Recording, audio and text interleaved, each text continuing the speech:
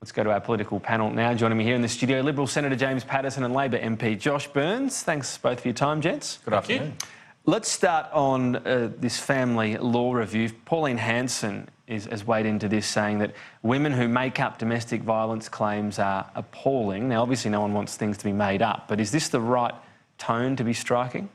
Well, it's not the kind of language that I would use to describe this issue, Tom. I don't know about Josh, but for me, some of the most fraught correspondence and most difficult meetings I have with constituents is around family law matters. They're people at the most vulnerable part of their lives often, and as an MP you feel often powerless to assist because it's a legal process, it's a court process, you can't intervene, and you feel very frustrated, you can't help them more. So I think this will be welcomed by a lot of people who've been through that experience, and I think surely our family law system can work better. There's about 100,000 people that go through this experience every year, and the feedback, no matter what side of that dispute you're on, is that it hasn't been a very good process. And a lot of people would agree with that, but this is someone who is going to be the Deputy Chair approved by the government, singling out women making false claims.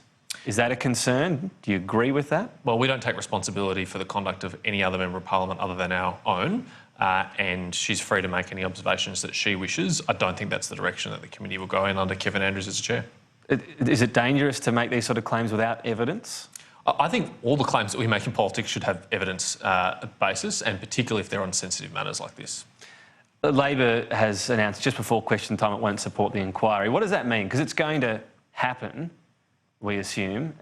What does that mean? Do you still wait to see what the outcomes are? I think that we support the principle that the family law court can be made better, but is Pauline Hanson the best person to be leading it? And is Pauline Hanson the person to be leading the government's policy agenda? And I think that the Labor Party made the right call when we said that we don't think Pauline Hanson should be leading the policy agenda. Not leading, but Deputy Chair. Well, you know, we're going to see a lot more of these sorts of really offensive comments by Pauline. Even today, Rosie Batty came out and said that she was not appropriate to be involved in this reform package. And the government can do a lot better than doing deals with Pauline Hanson on this sorts of policy reform.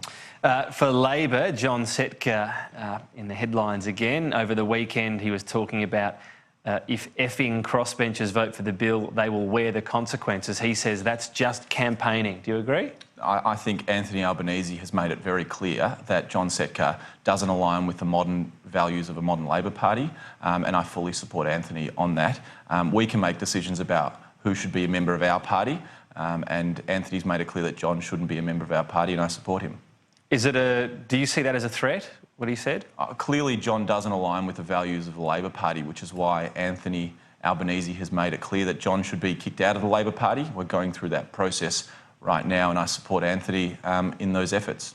Just bringing to your attention what we can see on the screen there, so an injunction again from that Tamil family that's been extended, assuming that will mean that there's another delay in this court decision. Someone might just give me any confirmation there, any other detail, but another extension until at least tomorrow. So perhaps that decision being held over tomorrow for that decision. So we'll keep following all of that. The situation with Gladys Liu is an interesting one, James Paterson. And I want to ask you about this in the backdrop of an inquiry into Australia's relationship with China being voted down in the Senate. Why is this not needed? It's not the traditional way to manage complex relationships like that. I've been someone who's contributed to the public debate about our relationship with China for a number of years now, Tom. But a parliamentary inquiry is not the usual forum at which we manage complex relationships like that. I think it's much better handled in the sensitive way that it has been at a government-to-government level. So there's no role for the rest of the parliament, it's just up to various ministers? Well, every single Member of Parliament has the same right to participate in public debate about these matters, to ask questions in question time about these matters, to explore it through Senate estimates if one is a senator. But it's just not the usual way of doing things to conduct an inquiry by a committee into a relationship. So you're comfortable? Were you in any way supportive of this?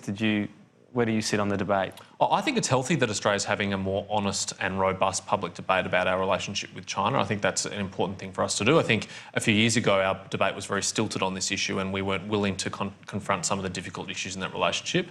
And so I'm pleased about that, but I don't think a parliamentary inquiry is necessary to achieve that. Josh, we've had Labor saying they support this, but it's been delayed twice.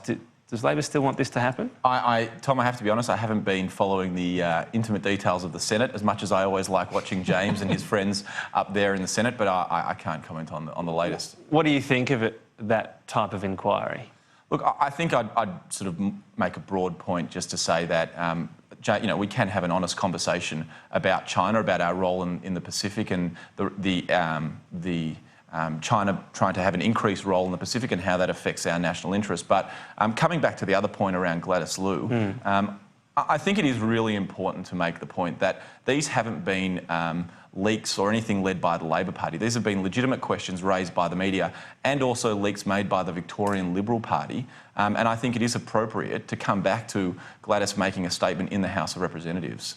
The question here that remains is around the donations. For example, donations to try to help her get elected, I think it was back in 2014, from groups linked to Chinese soft power. What's wrong with getting a fuller explanation on those? Well, Tom, I think it's a very good thing that the law changed between now and 2014 that previously allowed foreign entities to make legal political donations to Australian political parties. That's now banned. So I think that all parties back in that era accepted donations from foreign citizens, foreign companies. That's now changed. That's a welcome thing. And the law was complied with at the time as it was at the time. And that's it. I mean, these donations have been made. Some of these people might still expect something in terms of loyalty from the member for Chisholm. Well, I don't like their chances of getting anything from Gladys or the government on these questions, to be honest with you, Tom. I don't think they'll have much success. Do you think it's racist, the pursuit that's happened? Questions about MPs' foreign interference is not inherently racist, but we have to be very careful to make sure that we don't stray over that line, and particularly that we don't use grubby tactics when pursuing these issues. It's legitimate to ask questions, of course. But have there been grubby tactics? Yeah, I think there have. What specifically? Well, particularly in question time in the House last week, when Mark Dreyfus was asking question after question after question that was being ruled out of order by the Speaker.